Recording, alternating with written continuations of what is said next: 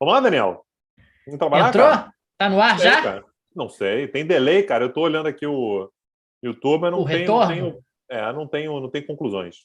Ih, rapaz, será Aí o que que que a gente começou? faz? Ó, agora começou. A gente começa a falar e aí pronto, tá lá, tá rodando já. Toma cuidado com as Entendeu? coisas que você diz aí, cara, pra você não me Não, mas constranger. Você é um cara que me constrange bastante. tudo que a gente falou até agora não tá gravado, né? Pelo amor de Deus. É, é Tá, não, verdade. Você é beleza. um cara que fala muito. Você é um cara que fala É. muito e Eu sou um tal. cara de opiniões fortes, Certo. de opiniões Entendi. Tá bom. contundentes. Vamos começar então o nosso encontro de hoje, Dá gente. boa noite para as pessoas, Daniel. Bem-vindos, Tá. bem-vindas.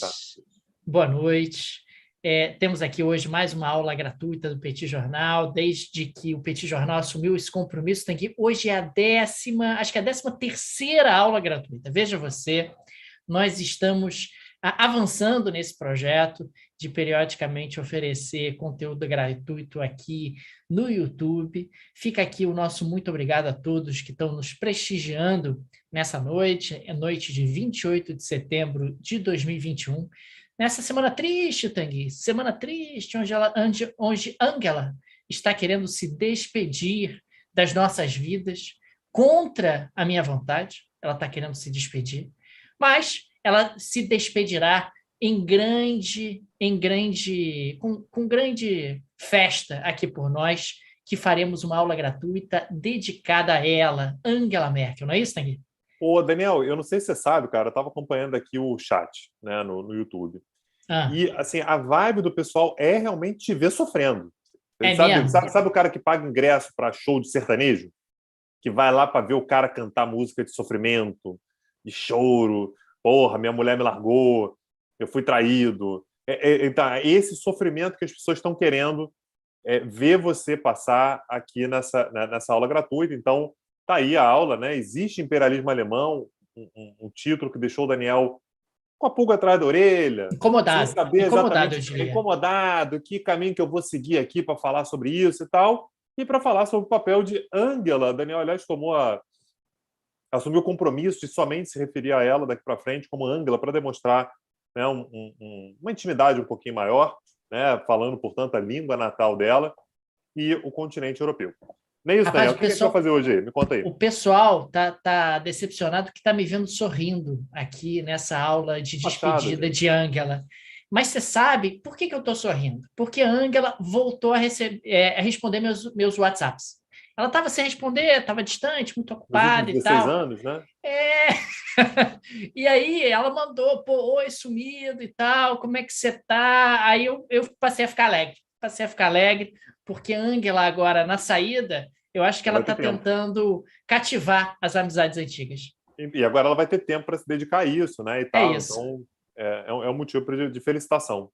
Realmente, Bom, realmente. gente, então hoje nós temos como tema Existe imperialismo alemão, né? Angela Merkel e o continente europeu. É uma aula, claro, bastante abrangente, não vai se limitar apenas a Angela, justamente por conta da centralidade e importância que a Alemanha possui. A gente vai, inclusive, retroceder um pouquinho na história, mostrar o enquadramento geopolítico da Alemanha na Europa e no mundo, para que aí sim nós possamos fazer referências aos dias atuais e também responder à pergunta tema dessa aula de hoje, se existe efetivamente o imperialismo alemão ou não. Né? Acho que esse é uma pergunta, é um questionamento bastante provocador e é com ele que a gente vai no nosso encontro de hoje. Isso aí. E aí, para isso, a gente vai voltar lá atrás, né, Daniel? Assim, o nosso objetivo não é exatamente falar sobre, né, o momento mais atual, mas tentar pensar realmente na trajetória alemã. Né? E a Alemanha, assim, enquadrando aqui, claro, isso aqui não vai ser uma aula de história, tá, pessoal? É uma aula de política internacional que vai ter economia e tal, mas fatalmente a gente tem que olhar um pouquinho para a história para conseguir pegar um contexto um pouquinho maior. E a gente vai começar falando sobre esse período chamado 100 anos de paz, um período que vai de 1815 a 1914. Só para deixar claro, né, Daniel, não é um período sem guerras, né? É um período sem guerras sistêmicas. Então a gente fala sobre as guerras napoleônicas, né, que vão ali, ou as guerras revolucionárias, né, um pouquinho depois da Revolução Francesa até a derrota de Napoleão em 1815. É uma guerra que envolve a Europa inteira, né, que aliás tem consequências internacionais.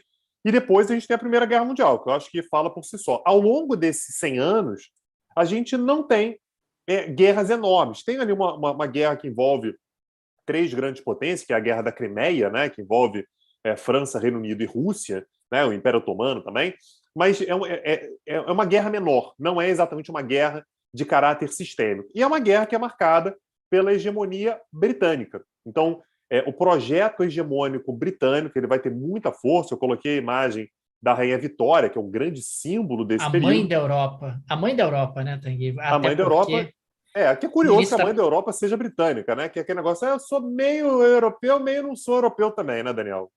Mas no início da Primeira Guerra Mundial, uma das marcas era justamente o fato de que os mandatários europeus, os monarcas europeus, eram todos primos por serem descendentes da Rainha Vitória. Ela é, sem dúvida alguma, o grande símbolo dessa estabilidade europeia. Como o Tanguy muito bem colocou, o fato de você ter 100 anos de paz não significa que não havia guerra, significa que não havia guerra sistêmica e generalizada, como é o caso da Guerra Napoleônica, como é o caso da Primeira Guerra Mundial. A própria Alemanha se envolve num conflito bastante duro com a França, o que vai deixar marcas que vão desaguar na Primeira Guerra Mundial. Então, acho que essa contextualização é muito importante, mas é um período de estabilidade. E isso, claro, tem tudo a ver com a hegemonia. Quando você tem alguém que está muito à frente dos outros, né, Tanguy, isso tende a dar uma amainada e a uma pacificada na situação. Não por acaso, a Primeira Guerra Mundial vai acontecer dentro de um contexto onde essa hegemonia britânica começa a ser questionada. Assim, a gente está falando sobre o Reino Unido, né, que tem intenção de manter a estabilidade na Europa. Então, se aproveita do seu poder econômico muito maior do que qualquer outro, lembre, né, a Revolução Industrial começa no Reino Unido, é o país que toma, de fato, a dianteira. Não por acaso vai ser o país que vai ser o grande criador do liberalismo, então a ideia do controle de gastos dos governos. E quanto mais eu controlo os gastos, mais eu impeço, por exemplo, mais eu dificulto, por exemplo, que os estados façam investimentos militares. Se eu preciso controlar os gastos, fazer investimento militar não é uma boa ideia. E sempre lembrando, alguns estados sempre poderiam falar assim, mas eu quero fazer investimento militar mesmo assim. Me deixe que eu quero gastar. O que o Reino Unido vai falar beleza, vai lá, gasta, mas com isso você vai ficar com a imagem queimada, porque você está sendo visto como alguém que gasta em excesso, logo você deixa de ter crédito internacional, e se você deixa de ter crédito internacional, né, Daniel, você vai ter dificuldade para fazer qualquer tipo de investimento, porque é um período de engessamento econômico. Eu queria que você explicasse essa ideia do engessamento econômico do século XIX, é uma marca do século XIX. Uma primeira observação, quando a gente coloca a hegemonia econômica do Reino Unido, gente, em meados do século XIX, o Reino Unido é a China de hoje, ou seja, a gente está falando de um país que na década de 50 do século XIX apresenta taxas de crescimento de 13%, 14% ao ano, o que significa realmente uma expansão econômica de gigantescas proporções. Essa expansão ela acontece com dois vetores principais, a explosão industrial, a ampliação da capacidade industrial britânica, mas também a questão do império, né? O império se torna, sem dúvida alguma, uma frente de expansão britânica muito significativa. O século XIX, como o Tanguy colocou, é marcado pelo engessamento econômico que tem como fundamento base o padrão ouro. Os países signatários do padrão ouro assumem o compromisso de que não emitirão papel moeda sem lastro em ouro, ou seja, o papel moeda ele precisa estar necessariamente lastreado em ouro, o que significa dizer que a qualquer tempo você pode trocar o papel moeda pelo equivalente em ouro junto ao banco emissor. A justificativa dessa organização é que você tivesse ali estabilidade monetária, estabilidade econômica, isso facilitaria o fluxo de capitais, facilitaria a circulação comercial, facilitaria também a realização de investimentos, porque o papel moeda teria credibilidade. E assim você não precisa ter aí um governo de forma oportunista emitindo moeda e desestabilizando o sistema. Não, o sistema será completamente estável através do padrão ouro. O curioso é que a maior parte das reservas internacionais de ouro, nessa altura, estavam nas mãos dos britânicos, o que significa dizer que nenhum papel moeda será em maior quantidade do que a libra Não por acaso, principalmente na segunda metade do século XIX, a quantidade de libras em circulação no globo é enorme, e você chama de libra-ouro. A libra se torna a moeda hegemônica do sistema financeiro internacional, porque apenas os britânicos são capazes de oferecer liquidez globalmente falando. Então, a ideia de que era um padrão ali, autorregulado pelo mercado, etc., mais ou menos, porque era autorregulado pelo mercado, entretanto, você tinha um país que se sobrepunha de maneira muito significativa aos demais. Um ponto importante, Tanguy, é que o padrão ouro ele cria uma lógica do jogo de soma zero. Ou seja, como a quantidade de papel moeda em circulação no mundo não se amplia, para eu acumular, alguém tem que desacumular. Para eu enriquecer, eu tenho que empobrecer alguém, que é uma lógica diferente do século XX, onde você eventualmente aumenta a quantidade de meio circulante. Isso acaba sendo um impulsionador do neocolonialismo. Porque, bom, se eu preciso empobrecer alguém, eu preciso arrumar uma colônia para empobrecer. Né? Uma colônia que vai ser deficitária comercialmente comigo. Se a gente somar a isso uma Alemanha, um império alemão, que está numa situação de emergência, de ascensão, e tem ali uma proposta mais na linha do Bismarck, gente, se vocês quiserem entrar em guerra, se vocês quiserem brigar, vamos brigar na África, vamos brigar na Ásia, né? Porque aqui na Europa não, né? Aqui na Europa morre europeu, é chato, é desagradável, vamos brigar na África. Né? Aqui o mapa europeu, da forma como está, para mim está bonito, está estabilizado, a gente pode se degladiar lá na África ou na Ásia, justamente porque nós precisamos de mercados para os nossos produtos e precisamos de mercados com os quais a gente é superavitário. Não por acaso, a Primeira Guerra Mundial vai ter como um dos seus epicentros a disputa por mercados, a tensão na disputa por mercados, porque dentro de uma lógica do padrão ouro, dentro dessa lógica de engessamento econômico, a tensão entre os impérios aumenta muito, porque eu, para enriquecer, preciso empobrecer alguém. E aí a imagem que a gente tem da Alemanha, né? A gente vai falar sobre isso a partir de agora, se quiser dar mais um toque aí, a gente vai ter a construção de fato de uma estabilidade na Europa, em cima de um certo consenso. E é um consenso que é colocado pelo Reino Unido. Então, assim, como o Daniel falou, o mercado. Mercado, mais ou menos, é o mercado que está ali jogando em favor do Reino Unido, que vai conseguir, portanto, estabelecer uma certa estabilidade europeia. Então, os chamados 100 anos de paz são isso. Então, quando a gente fala assim, as potências europeias, né? Quem são as potências europeias? A gente tem o Reino Unido tomando conta da casinha ali. A gente tem a Rússia com uma grande ameaça ao Reino Unido, aquela ideia da Rússia tentar... Aí a gente também já explorou isso na outra aula gratuita, na aula gratuita passada, né? Aquela tentativa russa de chegar a mares quentes. Então, Reino Unido, Rússia, uma Áustria absolutamente decadente, uma Áustria que assim, é questão de tempo, não vai durar muito mais tempo, né? Já uma potência de segunda linha, já não tem mais aquela potência toda. Porque era gigante, né? O Império Austro-Húngaro é gigantesco, é enorme, é multiétnico, é multinacionalista, é multirreligioso. O imperador Francisco José já não tem controle sobre o império, já está dividindo poder com húngaros, já está metido nos Balcãs. Era o império absolutamente decadente nesse momento, né? A gente tem uma França que no início desse período está de favor, porque perdeu a guerra, e aí recoloca os Bourbons no poder, e aí fica uma situação, aí a França depois até consegue uma ascensão à custa do colonialismo, mas está ali uma potência que também está bem abaixo da Inglaterra, e a gente tem a Prússia. A Prússia, Daniel, a impressão que eu tenho é que naquelas décadas iniciais, né, do concerto europeu, ali 1820, 1830, 1840, era meio que equiparada à Áustria, não por já ter sido uma grande potência e decair, mas por ser uma potência, ok, a gente reconhece como uma potência, mas é uma potência menor, é júnior, é um pouquinho menor. E aí a gente vai ter um dos fatos, isso aqui eu considero, Daniel, um dos fatos mais importantes da história, na prática, que é a unificação tardia da Alemanha no ano de 1871. A Prússia deixa de ser Prússia, e ela vai conseguir unificar uma série de reinos germânicos ali da região, ao norte da Áustria, né, formando, portanto, o que é atualmente a Alemanha, e a Alemanha já nasce potência.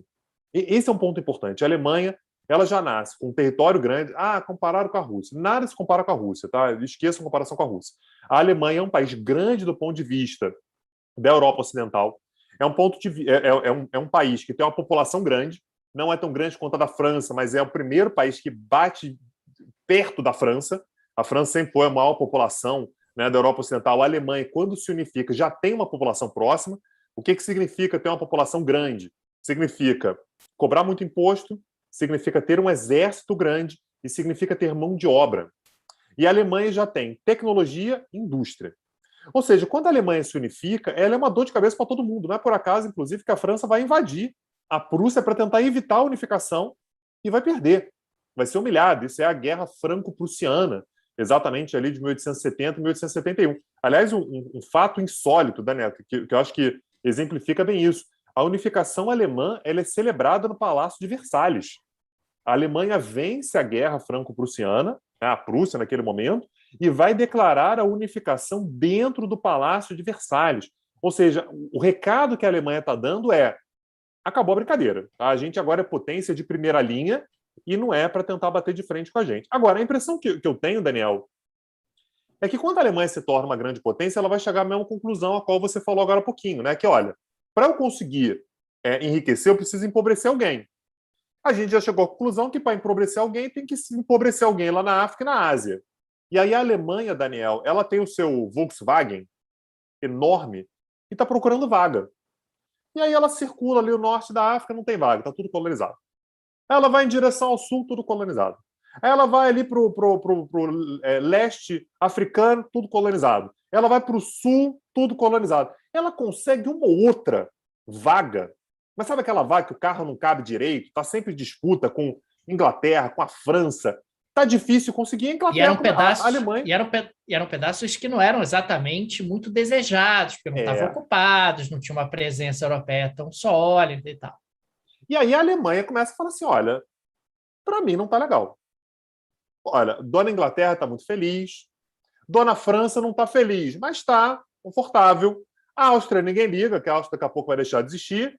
Rússia está aí também querendo reordenar o sistema internacional, mas também não está afim de jogar o tabuleiro para cima.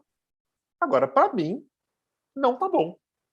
E aí a Inglaterra falou assim, olha, mãe, só para lembrar, você acabou de chegar, vamos lembrar das regras. Não pode emitir moeda, hein? Se emitir moeda sem lastro em ouro, os bancos vão parar de te emprestar dinheiro, você vai ficar à míngua. E aí o Bismarck era um bom menino, né? Bismarck era um bom rapaz. Bismarck foi o chanceler alemão de 1871, da unificação, até 1890. 1890 ele é demitido. E o Bismarck foi isso que o Daniel falou, né? O Bismarck era meio vaselina. Não, vamos vendo, vamos levando. A guerra não é boa pra gente, também não é boa para vocês. A Alemanha guerra na Europa, né? Deixando muito claro. Guerra na Europa. Enquanto isso, ele está tentando encontrar um espaço ali para a Alemanha e não está conseguindo. Ou seja, a Alemanha está numa situação que ela é uma potência que não consegue exercer o seu papel de potência. E aí a Alemanha ela vai ter que dar um jeito de dar uma reordenada nesse sistema aí, né, Daniel? É isso, ela vai ter que buscar justamente algum tipo de alternativa até para romper o equilíbrio vigente. Lembrando, no início do século XX, a Alemanha é uma potência incontornável. Está claro, potência do ponto de vista econômico, está claro que a Alemanha vai engolir o Reino Unido em termos econômicos. Basta a gente lembrar que a segunda Revolução Industrial, que acontece no final do século XIX, ela tem como um dos epicentros a Alemanha. Eu sempre gosto de citar o exemplo fundamental, que a segunda Revolução Industrial é marcada pelo motor a combustão interna, e onde é inventado o automóvel, que é movido a combustão interna, na Alemanha. O automóvel inventado por um alemão chamado Karl Benz. Não por acaso, ele vai se associar a um outro sobrenome e vai surgir a Mercedes-Benz, que é justamente uma empresa originária e inovativa do ponto de vista do motor a combustão interna e do automóvel. O automóvel não é uma invenção dos Estados Unidos, é uma invenção dos alemães, o que mostra a capacidade inovativa, o que mostra efetivamente a capacidade industrial. Então, são duas potências emergentes na segunda Revolução Industrial, a Alemanha e os Estados Unidos, e a Alemanha se torna algo absolutamente incontornável. Anteriormente a isso, tem a referência à Guerra Franco-Prussiana, que a gente até se antecipou, né, que você tem a declaração de unificação no Palácio de Versalhes, e mais para frente, a Primeira Guerra Mundial, que, aliás, é uma guerra onde é basicamente a Alemanha contra os outros, né? Aliás, como a Segunda Guerra Mundial também, porque a Alemanha tem ao seu lado o Império Austro-Húngaro. O Império Austro-Húngaro era aquele império decadente, Tanguy, porra, com aquele imperador velho. O imperador ali batia, não dava, né, cara? Aquele imperador, se eu não me engano, ele era primo do Dom Pedro II, primo do Dom Pedro II, quer dizer, já estava bastante envelhecido, o império que estava caindo pelas tabelas, já tinha confusão nos Balcãs, particularmente na província, na Bósnia, Herzegovina, já dividia poder com os húngaros. Eles entram na guerra, o tal do Império Austro-Húngaro, por causa da Sérvia, vai bombardear a Sérvia. Aí a Alemanha diz, vou ter que defender o Império Austro-Húngaro, esse império decadente aqui, mas são meus passos e tal.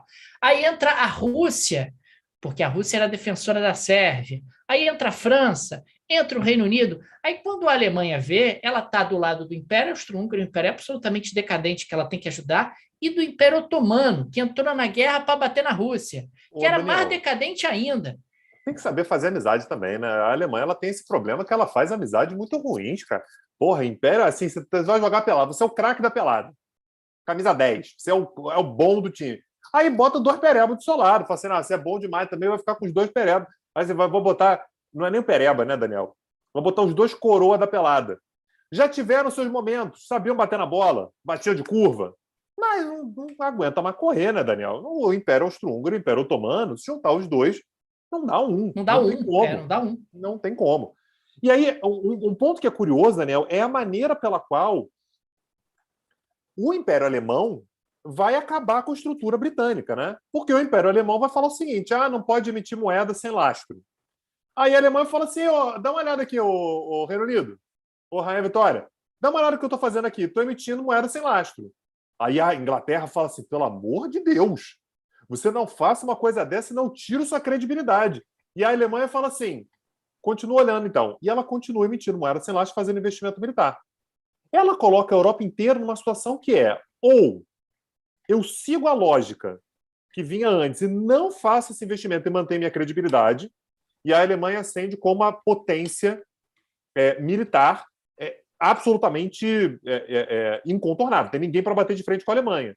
Ou então eu aceito rolar na lama, abandono também o padrão ouro e emito moeda sem lastro para fazer investimento militar e poder me proteger da Alemanha. Óbvio, Daniel, o que os países todos vão fazer? Vão largar o padrão ouro, vão aderir, portanto, à estratégia alemã de se armar militarmente. E aí, um dado impressionante, né?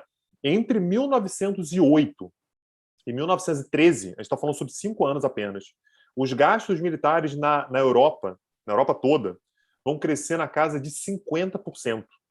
Ou seja, em apenas 5 anos, o investimento militar vai crescer absurdamente. Quando a gente chega em 1914, a situação que a gente tem é: ninguém quer realmente uma guerra. Mas está todo mundo tão preparado para a guerra que a guerra se torna basicamente inevitável. A gente tem uma situação na qual a guerra na Europa é inevitável. Aliás, um livro que foi o Daniel que me indicou, livraço, quem quiser entender isso, é um livro chamado Sonâmbulos.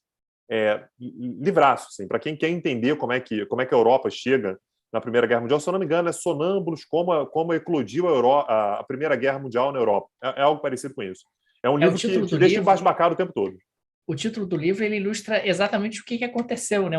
É um bando de sonâmbulos liderando os diferentes países europeus que nenhum deles queria guerra, e quando quis achou que a guerra era rápida, e mostra justamente como é que uma sucessão de fatos, entre eles justamente essa capacidade militar impressionante, acaba desaguando na Primeira Guerra Mundial. Agora, Tanguy, eu sempre fico impressionado como é que você tem uma guerra que é basicamente Alemanha, e mais o café com leite do Império Austro-Húngaro e do Império Otomano, contra Rússia, Reino Unido, França e depois Estados Unidos, e eles ralam para ganhar da tal da Alemanha. Ralam para ganhar da tal. Peraí, tem a cereja no bolo ainda. Quem estava junto com a Alemanha, aí botava, a Alemanha, ok, craque do time. Aí você junta com o Império Austro-Húngaro e o Império Otomano, que, porra, vamos combinar, né? Ainda tem a Itália, que é uma vira-casaca do cacete. Trocou de lado, a Itália trocou de lado no meio da guerra. Se manter no mesmo lado, em hipótese alguma. Sempre começa de um lado e vai para o outro, assim, gente, vai declarar guerra. A Itália não precisa. Eu quero me associar. Não precisa, não. Não precisa. Não, na Itália não tô, tá, o time tá pronto aqui já. A Itália é furada, ela também fica do lado da Alemanha e depois vira de lado, assim como na Segunda Guerra Mundial. Aliás. Então, o que a gente queria mostrar nesse início de aula aqui, pessoal, é que a Alemanha, num determinado momento, ela é grande demais para a Europa. Não cabe uma Alemanha na Europa. A Europa já tem potências em excesso. No momento em que a Alemanha se unifica, ela vai se tornar poderosa mais. Ela é só uma menção a essa imagem aí, Daniel. É o Bismarck, né, que está ali na direita, tomando um café, conversando ali com o Napoleão III, né, simbolizando exatamente, olha, a gente ganhou vocês, a Alemanha venceu a França, a gente vai se unificar, então meio que o Napoleão III, sobrinho do Napoleão Bonaparte, aliás, que era o Napoleão I, meio que, tipo, perdemos, não deu. E isso vai levar à Segunda Guerra Mundial. Não é a nossa intenção aqui falar sobre a trajetória entre Primeira e Segunda Guerra Mundial. Aliás, tem muita gente que considera, inclusive, que é a mesma guerra, né? Uma guerra que começa em 1914, só vai terminar em 1945, com um intervalo no meio, mas os motivos são os mesmos, que são a Alemanha não aceitando o espaço limitado que lhe era conferido. Ela é uma potência ascendente, ela é uma potência tardia, ela só se unifica, de fato, em 1871, a exemplo da Itália, mas não tem espaço para ela. E após a Segunda Guerra Mundial, perdão, a Alemanha ela vai ter que rever sua posição. E agora, assim, porque o pós-Segunda Guerra Mundial não é o pós-Primeira. O pós-Segunda Guerra Mundial é o pós-nazismo, é o pós-Holocausto, é o pós a maior guerra da história. A gente está falando sobre uma guerra que matou ainda, né? As estimativas variam, papo de 60 milhões de pessoas. 60 milhões de pessoas. Daniel, É só um dado pós importante. é após uma guerra que a Alemanha virou um monte de escombros, e isso não é uma hipérbole, diferentemente da Primeira Guerra Mundial, onde você tem ali as cidades alemãs mais ou menos de pé. A Segunda Guerra Mundial, a Alemanha é um monte de escombros, literalmente. Daniel, assim, só para a gente ter uma noção da escala da coisa. Ao longo de 20 anos de guerra que sucederam à Revolução Francesa, 20 anos de guerra, morreram cerca de 2 milhões de pessoas. 2 milhões de pessoas. 20 anos de guerra, 2 milhões de mortos. A gente está falando sobre uma Primeira Guerra Mundial, que tem como, né, causa principal exatamente essa vontade alemã de ter mais espaço, já teve ali na casa de 25 milhões de mortos em apenas 4 anos. A gente está falando agora sobre a Segunda Guerra Mundial, que durou cerca de 6 anos, com mais de 60 milhões de mortos. A gente está falando sobre, em 6 anos, uma quantidade de mortos que assim, é 30 vezes maior do que 20 anos de guerra lá na época do pós-Revolução Francesa. Então, a Alemanha ela carrega um peso nas suas costas, isso ninguém tira da Alemanha, é um peso que ela carrega até hoje, o fato de que ela tem uma capacidade de causar guerras que são grandes demais. Quando você é uma potência desse tamanho, você tem capacidade de causar guerras que não tem como ser guerra pequena. Né? Então, a Alemanha, aqui a gente vai falar principalmente sobre a Alemanha ocidental, a oriental está lá do lado da União Soviética, ela vai tentar projetar uma nova imagem. Ela vai tentar se colocar de forma diferente. Não dá para eu fazer aquilo que eu fazia antes. Né? E aí está aí, eu coloquei essa imagem aí, Daniel, que é o Konrad Adenauer, que vai ser, ele vai estar no slide seguinte, mas só para adiantar aqui, ele vai ser o chanceler alemão a partir de 1949, ou seja, ele vai pegar já uma Alemanha que já está começando a se reconstruir, está tentando construir uma nova imagem e tal, e que vai investir principalmente na lógica de uma reinserção da Alemanha no mundo. Não dá para a gente continuar agindo como a gente agiu até agora, porque a gente já viu o que aconteceu. A gente vai ter que dialogar, a gente vai ter que se abrir, e a gente vai ter que conversar, inclusive, com a França, que foi com quem a gente entrou em guerra na Guerra Franco-Prussiana, a gente entrou em guerra na Primeira Guerra Mundial, e a gente entrou em guerra na Segunda Guerra Mundial. Qual o partido do Konrad Adenauer, faz favor? CDU, Partido da Merkel. Veja você, né? A CDU, que, aliás, a gente falou sobre isso no bate-papo do podcast ontem, que é um partido hegemônico na história da Alemanha Ocidental, né? Ele realmente está no governo na maior parte do tempo da Segunda Guerra Mundial para cá, e o Konrad Adenauer acaba sendo, inclusive, uma referência até hoje. A fundação da CDU, né, ela é chamada de Fundação Konrad Adenauer. Quer dizer, ele é a grande referência desse partido, que é o partido da Angela Merkel. Perfeito. E aí, agora, né, a gente vê de novo aí o Konrad Adenauer, né, e com as informações. Ele foi um chanceler muito longevo, tá? Não tão longevo quanto Merkel, né? Ele passou apenas 14 anos no poder. Merkel já completou, vai completar, tem cerca de 16 anos, não sei exatamente que mês que ela assumiu lá em 2005, e ele vai estabelecer a nova política externa alemã. E a nova política externa alemã, no pós-Segunda Guerra Mundial, vai valorizar, acima de qualquer outra coisa, as redes europeias, ou seja, a integração com os demais países da Europa. Não é por acaso que é daí que vai surgir o grande projeto de integração da Europa, e as redes transatlânticas. O que quer dizer redes transatlânticas? A OTAN. Tá? A Alemanha Ocidental, mais uma vez, ela vai ingressar na OTAN no ano de 1955. Tá? Então, alguns anos depois da criação da OTAN, do pontapé inicial da OTAN, que é de 1949, e vai estabelecer que a Europa Ocidental e os Estados Unidos são prioridades. Tá?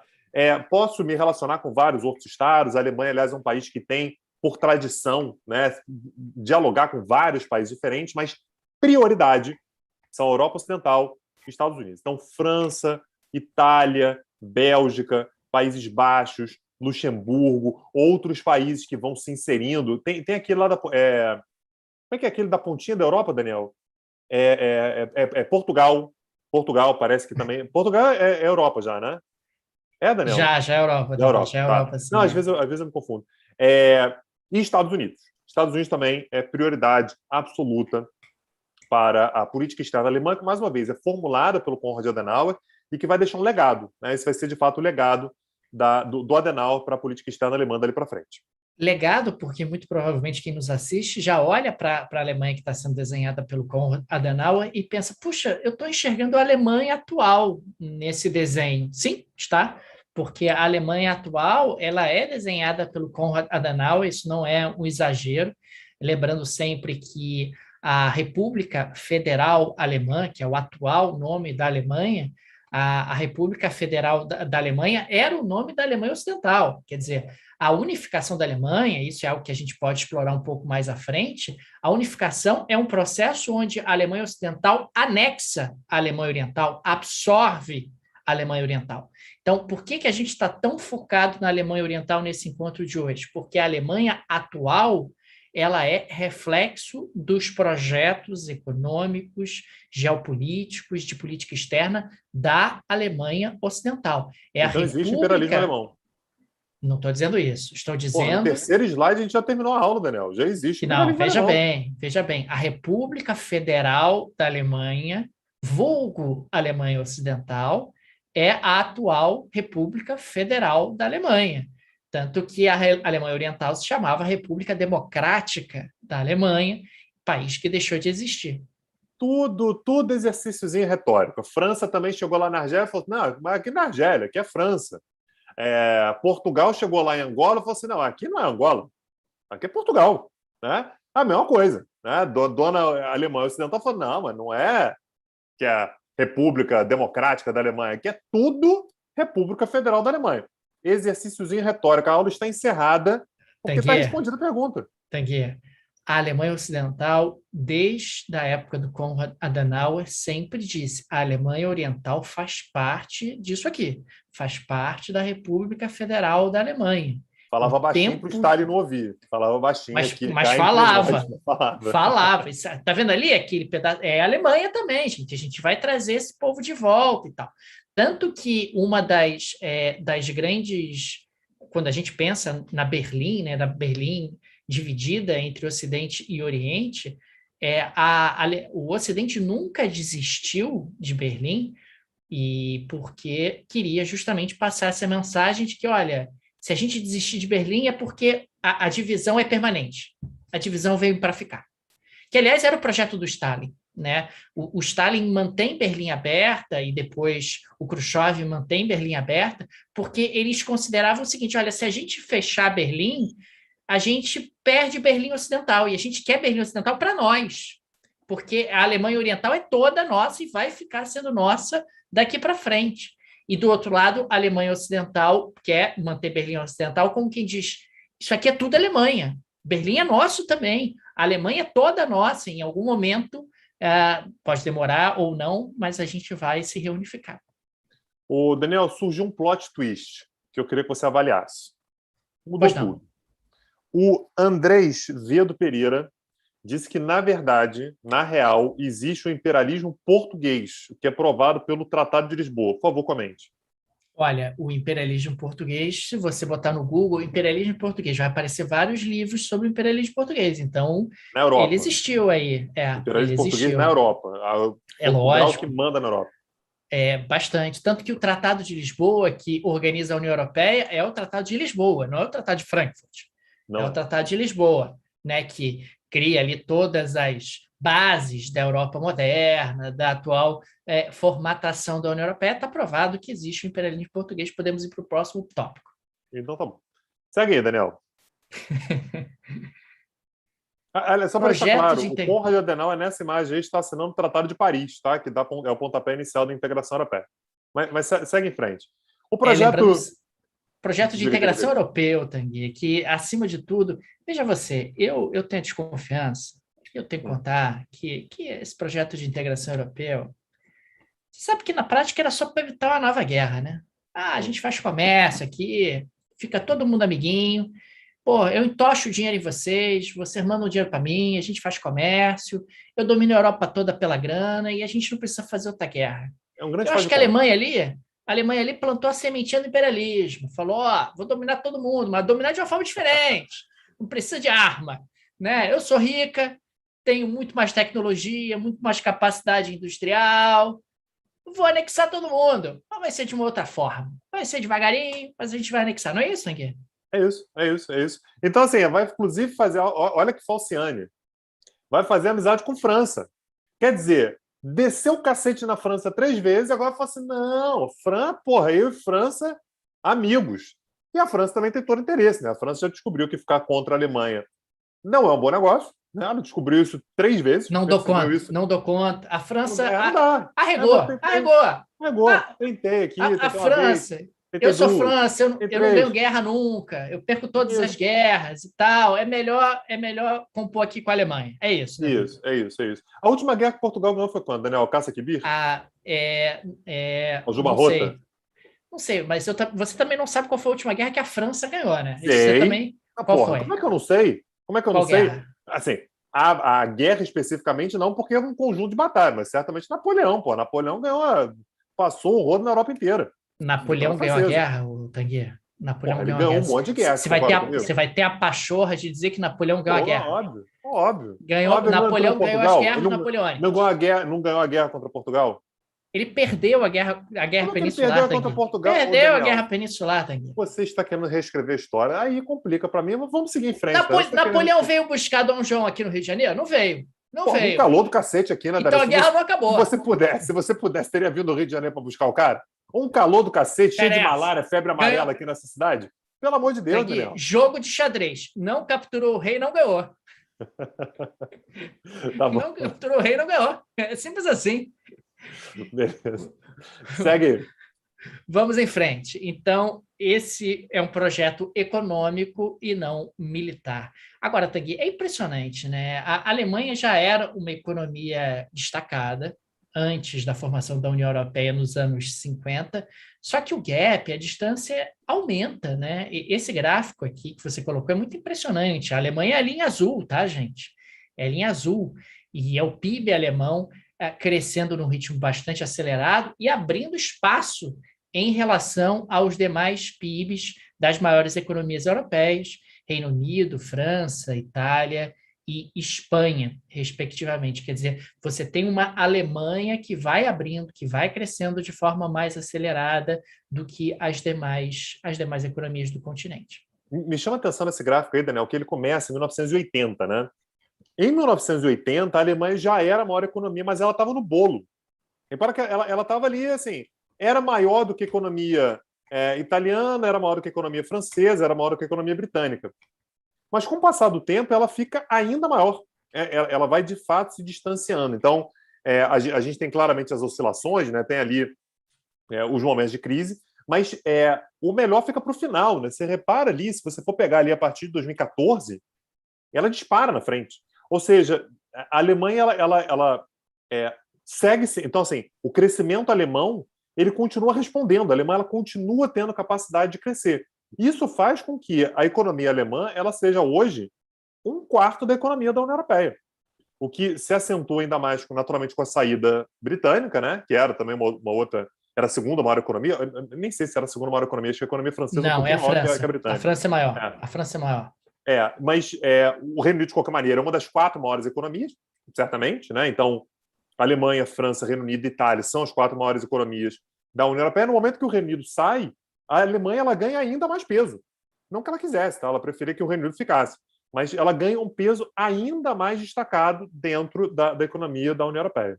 Lembrando que no atual momento, maior do que o PIB alemão, apenas o PIB dos Estados Unidos, da China e do Japão. E só. Não existe nenhum outro PIB no planeta maior do que o PIB alemão. O PIB alemão é o quarto maior PIB do planeta e é o maior PIB da União Europeia. Maravilha.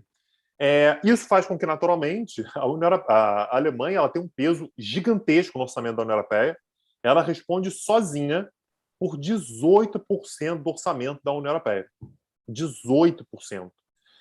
E aí tem um outro cálculo que também é feito, Daniel, que é a contribuição líquida. Porque como é que funciona, né? Aí eu coloquei a comparação com alguns outros países, né? A França, que é a segunda maior economia, contribuiu com 14%.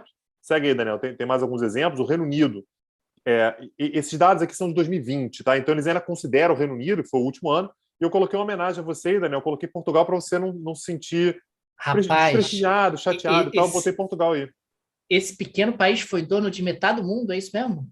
Faz muito tempo, né, Daniel? Convenhamos. Mas esse pequeno país tem uma língua que é mais falada que o alemão? É isso Tem mesmo? uma língua que é mais falada que o alemão. É uma Rapaz, língua que que se coisa pavoneia mais, né? impressionante. Se pavoneia mais e Entendi. tal. Tá bom, Tá. ok. Não, só queria observar só. Então, tem um outro dado que é muito utilizado também na política europeia, na economia europeia, na verdade, que é a contribuição líquida. Por quê? Todos os países europeus eles contribuem com a União Europeia e eles recebem uma grana de volta.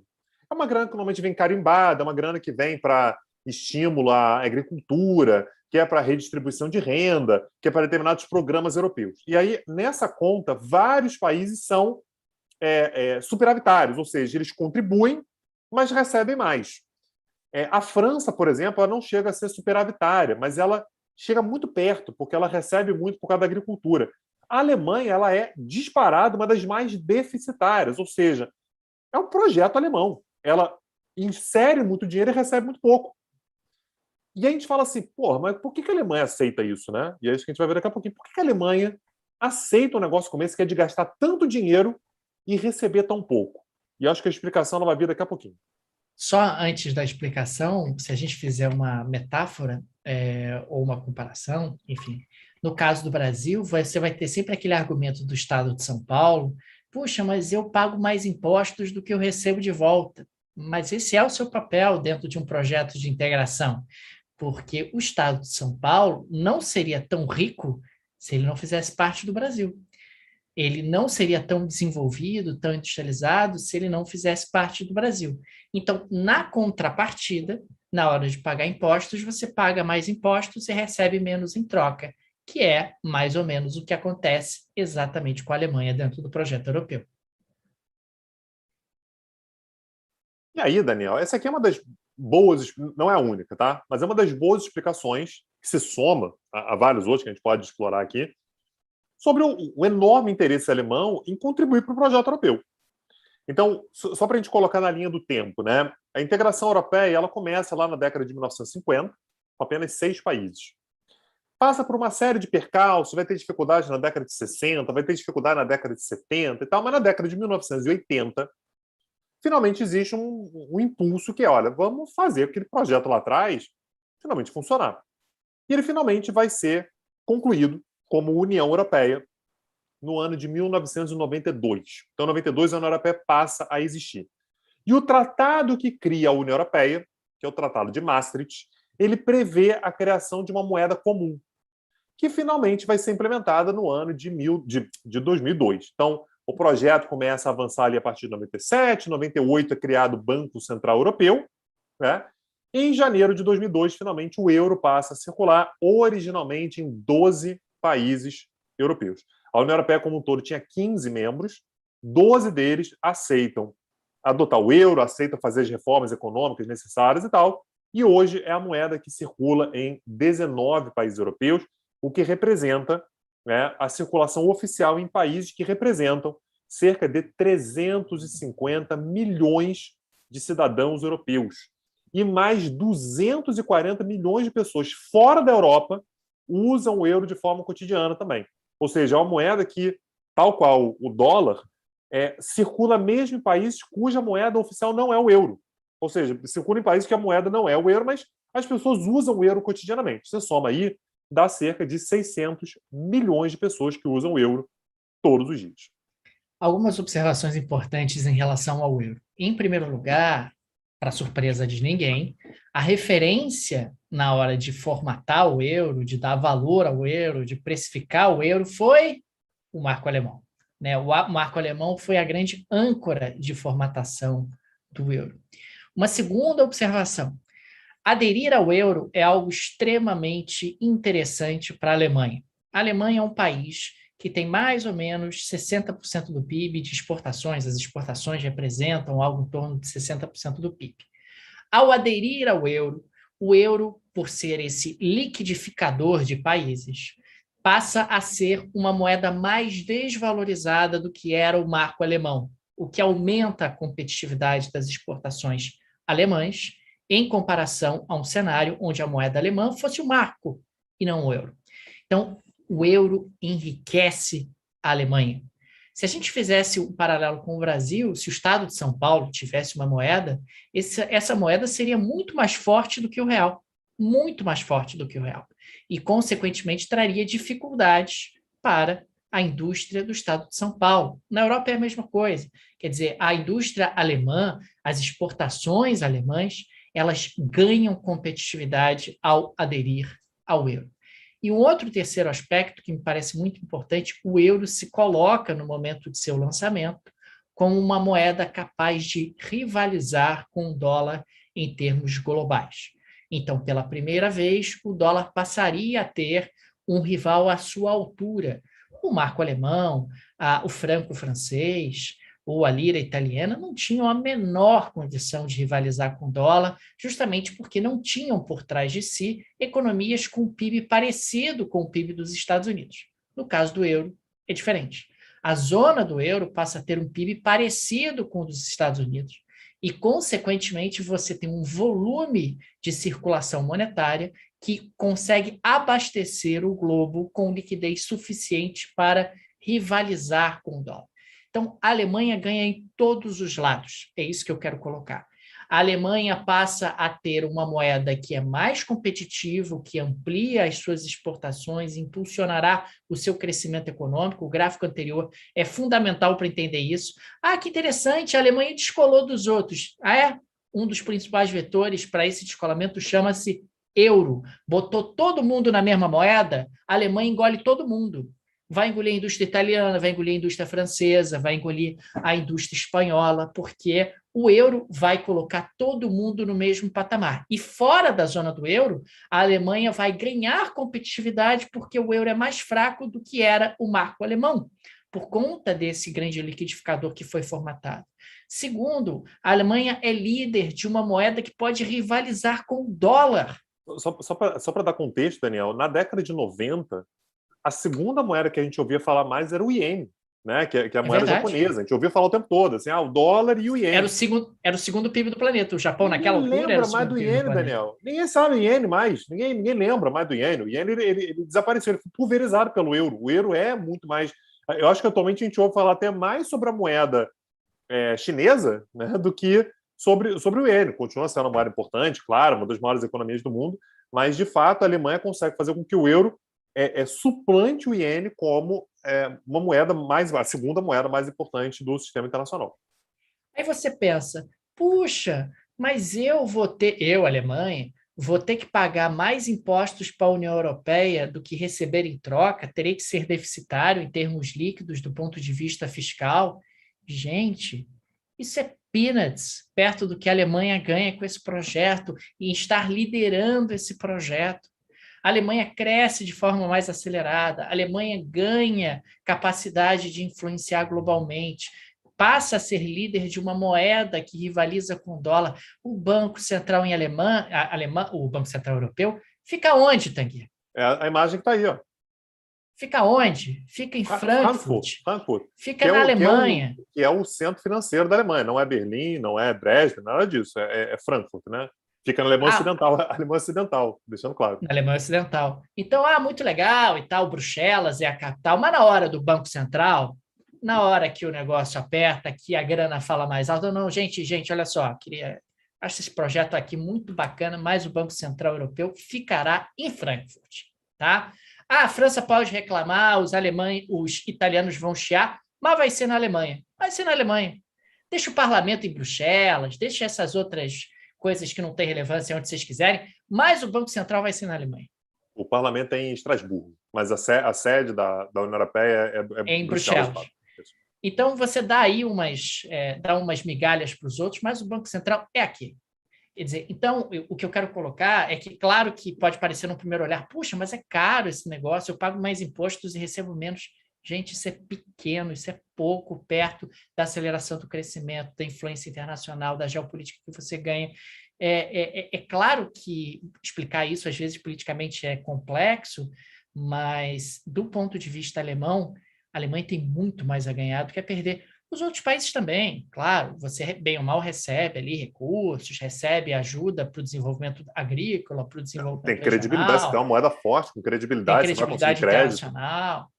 Você tem vantagens, é um projeto de ganha-ganha. Mas integração, os dois lados têm que ganhar, não dá para um lado ganhar sozinho. Então, se a Alemanha está ganhando na indústria, está ganhando na competitividade, está ganhando na hegemonia monetária, ela também vai ter que soltar o faz-me rir para compensar e para justificar esse projeto que a gente está embarcando.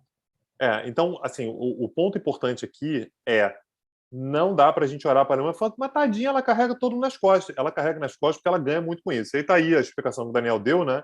O euro ele tem uma cotação que é condizente com a credibilidade de 19 países. Lembrando, no meio desses 19 países tem a Grécia, que puxa a cotação para baixo. Tem o Chipre. No meio desses 19 países tem o Chipre, tem a Itália, tem Portugal, tem a Irlanda, que puxa a cotação para baixo. Ou seja, são países de economia mais frágil, mais arriscada, ou seja, a cotação baixa. Então, é a Alemanha puxando a cotação do euro para cima e vários países puxando a cotação do euro para baixo. E aí você fala assim, mas por que a Alemanha aceita isso? Por causa disso, ela produz com competitividade alemã, tecnologia alemã, mão de obra produtiva alemã, insumos alemães, com toda a capacidade alemã, mas ela comercializa com a moeda que é de 19 países. Então, na prática, ela é beneficiada pela ineficiência grega. Olha que loucura, né? Ela acaba sendo beneficiada pela falta de credibilidade da Grécia. Então, ela produz com absoluta credibilidade alemã. A gente vê um produto alemão e fala assim, isso é bom. A gente não olha para um carro Mercedes e fala assim, será? Não, a gente olha para um carro da Mercedes e fala assim, isso é bom. A gente olha para um produto alemão, a gente fala assim, com certeza é bom. É muito raro ser ruim. Então, ela produz com competitividade alemã, mas vende com a moeda que tem embutida dentro de si a falta de credibilidade de um monte de países da Europa, o que é uma grande malandragem. Agora, os países da Europa sabem disso e faz parte do jogo, porque para eles também acaba sendo vantajoso. Agora, nós tivemos aí, com a colocação do euro, o surgimento de alguns problemas colaterais relativamente sérios.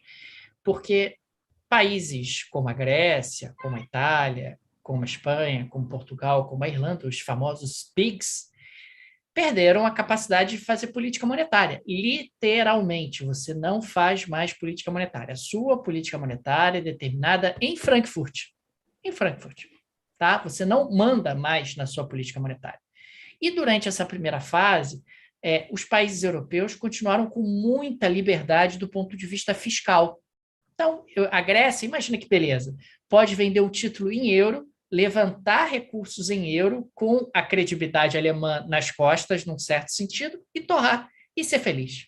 Né? Um governo grego ineficiente, um governo grego bastante corrupto, um governo grego bastante perdulário, descontrolado do ponto de vista fiscal, o endividamento grego vai aumentando, vai aumentando, vai aumentando, e é um endividamento em euros, porque o governo grego passa a vender títulos, a levantar recursos em euros.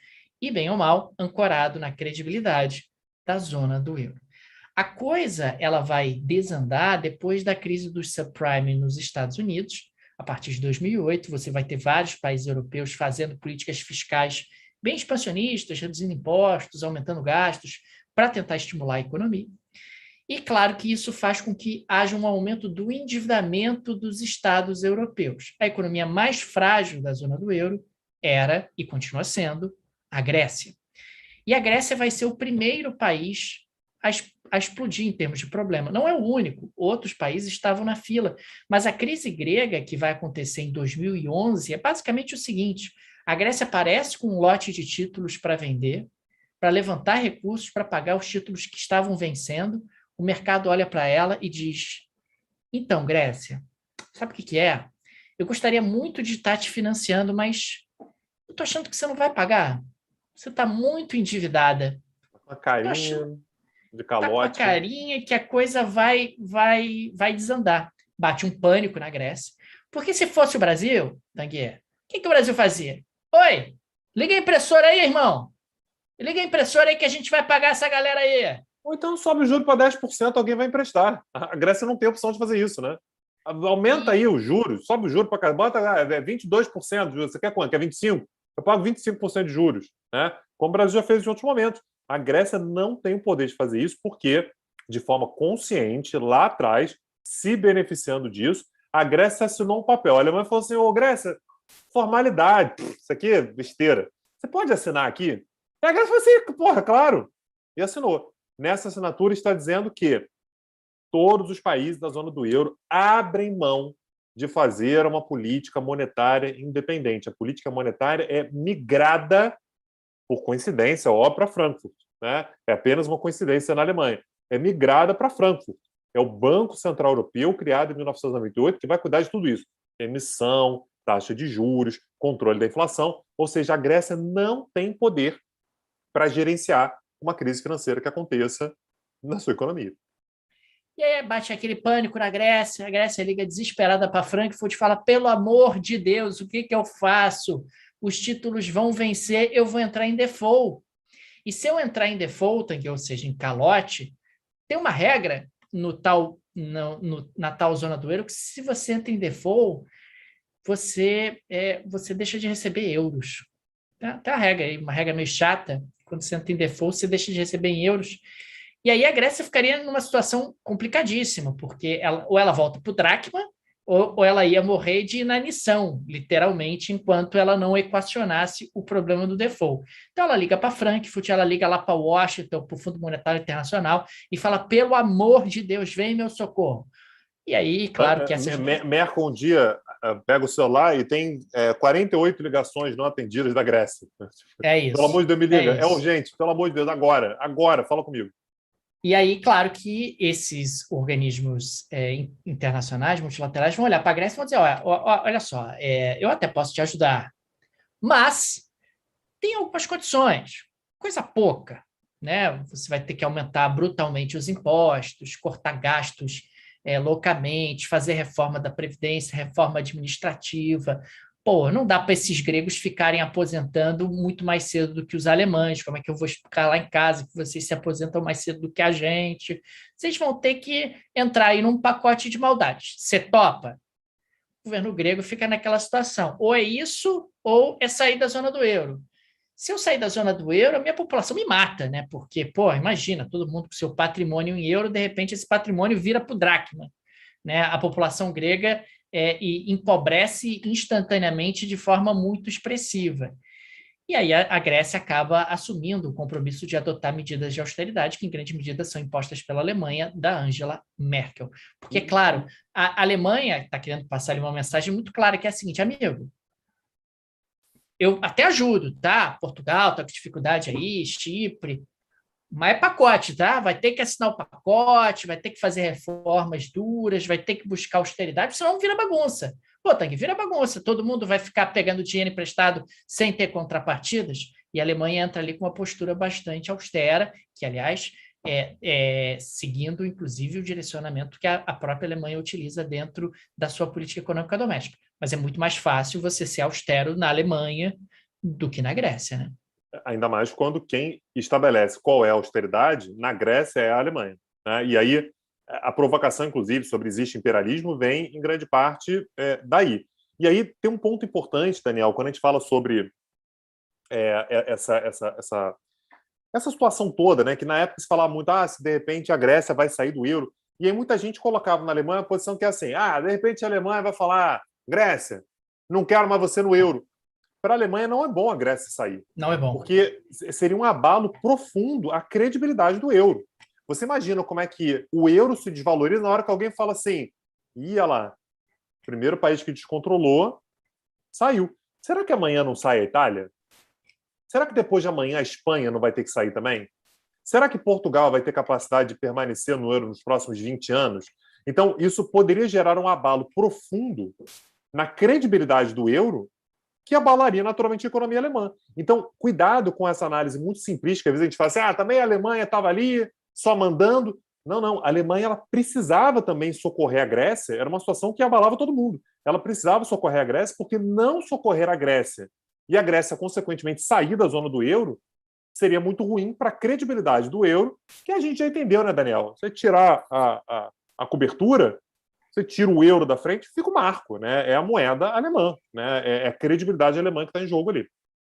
E lembrando sempre que se a Grécia saísse, se você tivesse países em sequência saindo, poxa, todo esse projeto que a Alemanha construiu e que ela é a líder naufragaria, quer dizer, ela controla, claro que os outros países têm peso, têm lá a sua capacidade de influenciar, mas a opinião fundamental da política monetária da zona do euro inteira é a Alemanha.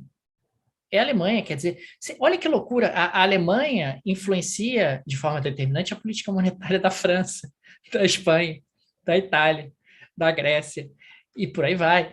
Quer dizer, os alemães chegaram lá, Tanguy. Chegaram lá. Então existe Isso que eu tenho imperialismo para te alemão. dizer.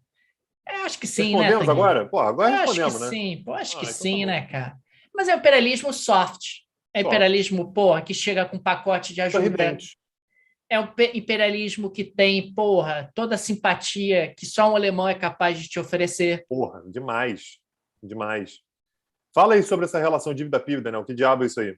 Olha, a relação dívida-PIB da Grécia, no momento em que a crise explodiu, ela estava em 142%. A Grécia, naquele momento, era o segundo país mais endividado do mundo, estava atrás apenas do Império do Japão.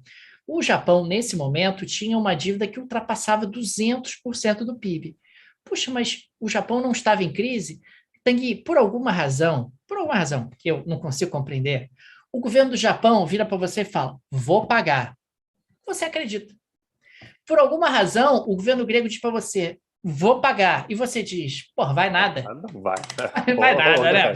Olha pra minha cara e vai dizer que vai me pagar? Não vai, né, Grécia? Porra. Não vai meter essa para cima da gente?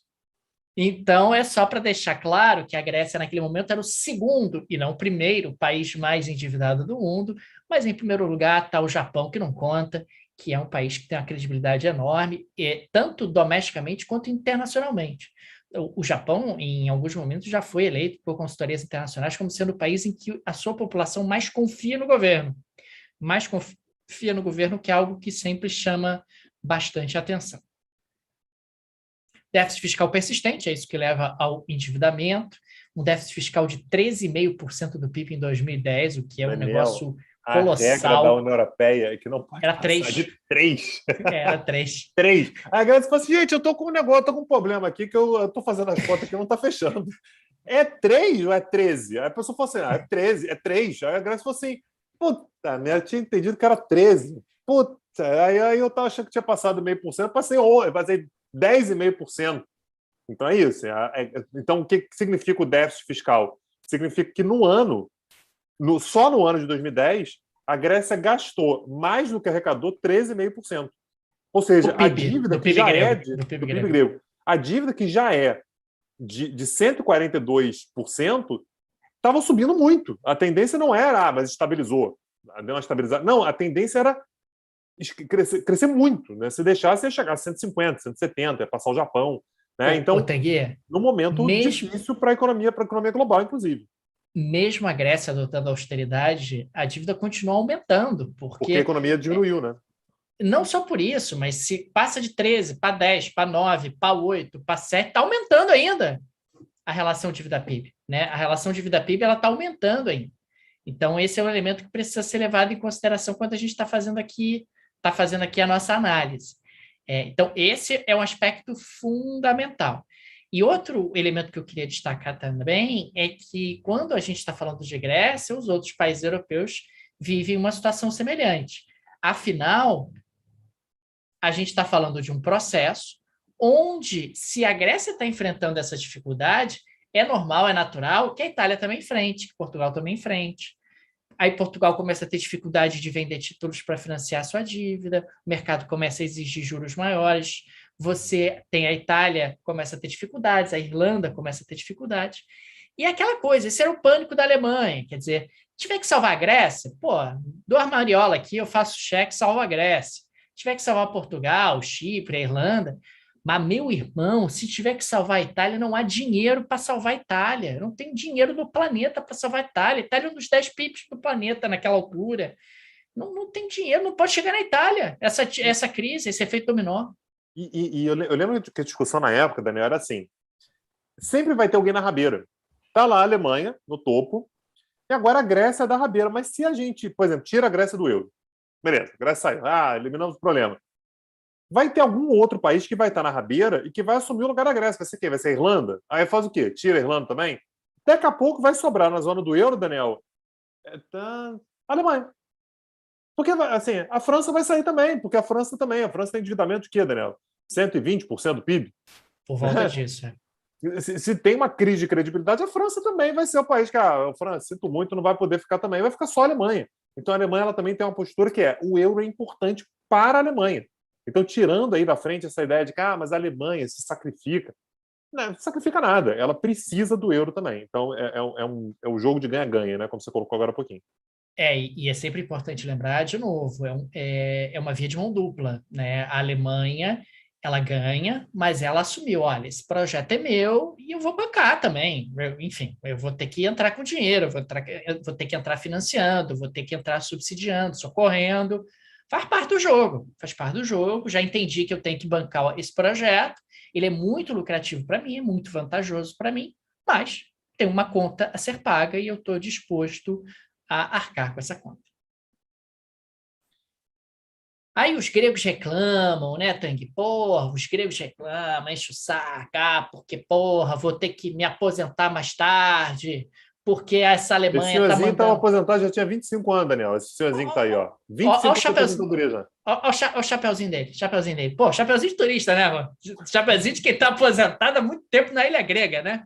Mas isso das ilhas gregas é interessante porque os alemães reclamavam na altura e pressionavam a Merkel, falavam: isso é absurdo, esses gregos se aposentam mais cedo, vai tudo para aquelas ilhas lá tomar sol e a gente fica aqui trabalhando, ralando e mandando dinheiro para esses gregos. Tem que se aposentar mais tarde, porra, tem que se aposentar mais tarde também, tem que fazer a reforma da Previdência na Grécia. Os funcionários públicos gregos, cara, tem ali umas... Porra, Grécia, né, cara? Pô, tem um esquema aí, né? No funcionalismo público grego. Pô, tem uns esquemão lá maneiro. E aí, pô, tem que cortar os esquemão de alguns funcionários públicos aí na Grécia e tal, botar essa galera para trabalhar, tem que aumentar imposto, tem que cortar gasto. Então, o pessoal ficou meio irritado com a tal da Troika, né? Que aí é, inclusive, a referência aqui no cartaz do nosso amigo. O amigo não se ajuda, né? O amigo... Hã? Se você seguir, vai mostrar o que é a Troika. O amigo também não se ajuda, né? Faz um cartaz em grego, né? Porra, aí a gente quer aqui apoiá-lo, mas, porra, cartaz em grego? Não, No to Troika Tyranny. Ele traduziu. Aí ele colocou embaixo para ser acessível, que é legenda. Então, entendi. Legenda. Então, a crise grega acaba sendo uma crise da zona do euro, isso que a gente está trazendo aqui, e vai se formar na Troika. Né? O que é a Troika? A Comissão Europeia. A Comissão Europeia, só para a gente saber, gente, é o braço executivo da União Europeia, que está sediada lá em Bruxelas, o Banco Central Europeu, que está em Frankfurt, como a gente já falou, e o FMI. Essa galera vai se reunir e vai falar assim: gente, o que a gente faz? É tolerância zero? Dane-se e vamos pro estouro? Ou a gente vai passar a mão na cabeça da Grécia? Passar a mão na cabeça da Grécia é perigoso, porque daqui a pouco talvez seja a Irlanda. Daqui a pouco seja Portugal, daqui a pouco pode ser Espanha. Imagina, Daniel, você falou da Itália, imagina a Espanha. Imagina socorrer a Espanha. Eles chegaram a ter que socorrer, mas foi um socorro menor, né? Chegaram a liberar uma grana ali para Portugal também, mas não foi no nível da Grécia. E essas três instituições falam assim: não tem jeito, a gente até vai dar um mole para a Grécia aí, vamos socorrer, tal, mas vai ter que ter austeridade. Vai ter que apertá-la, né? Vai ter que apertar. E aí a Grécia também, como ela passou muito tempo absolutamente descontrolada, o aperto que ela vai ter que fazer vai ser muito maior do que seria se ela tivesse passado os últimos 25 anos apertando. Então, só para vocês terem uma ideia, gente, a Grécia ela vai ter, por exemplo, a volta de doenças erradicadas. A malária vai voltar. A Grécia vai ter um problema que vai ser a população para de crescer porque os jovens não conseguem sair da casa dos pais. O tamanho nível de desemprego. Então, vai haver, de fato, assim, um impacto social muito grande pelo fato de que o ajuste fiscal ele vai ter que ser feito no curtíssimo prazo. Aqui a gente não está falando, daqui a 20 anos vai estar resolvido. Não, vocês têm que estar resolvidos ano que vem. Ano que vem eu quero as contas aqui nos trinques, estalando de bonito, de tudo certinho, cada vírgula no lugar, para vocês continuarem na zona do euro. O PIB grego, nos anos seguintes, ele chegou a encolher 25%, tamanha a agressividade das medidas de austeridade que foram impostas, porque a Grécia tentou resolver todos os seus problemas de algumas décadas em poucos meses, né? Isso aí. E quem é que vai personalizar isso? Você sabe, Daniel, quem é o diretor-geral do FMI? Essa porra nenhuma, ninguém sabe. Ninguém liga. Quem é o presidente da Comissão Europeia? Quem for mais atento aí vai até lembrar, inclusive é aliado da Merkel. Atualmente é aliado da Merkel. A figura, a imagem que vai aparecer é a imagem da Merkel. Seria de qualquer governante europeu que exigisse, né, a austeridade. Então vai haver um destaque muito grande para a Alemanha na figura da Merkel, que, de novo, né, ela é chanceler desde 2005. E lembrando que não é apenas que a Alemanha já é algo grande, que a Alemanha é a figura mais importante, pois é, no Banco Central Europeu, tem uma influência enorme na Comissão Europeia e no próprio FMI. Mas também o fato de que quando você vai olhar para quem que a Grécia deve, a gente fala assim, endividamento muito grande, 142% do PIB. Deve para quem? Principalmente para a Alemanha. Então, assim, imperialismo alemão ele está aí também, né? Imperialismo, né, Daniel?